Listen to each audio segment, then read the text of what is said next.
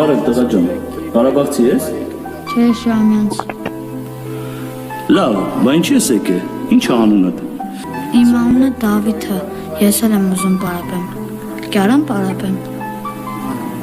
Իհարկե կարող ես, բայց ինչի ես ուզում պարապես։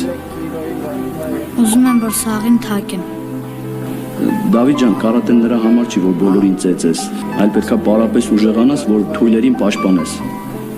Այդ բոլորի մեջ լիքը հիվանդներ կան, որ պետքա ծեծեմ եւ թույլերին պաշտպանեմ։ Էս ինչ լավ տղա ես, բա ծնողները տուր են։ Թե մամաս հիվանդը տունը պարկած է, պապաս էլ պատերազմի ժամանակ զոհվել է։ Բա ինչքան փող պետքա տամ, որ պարապեմ։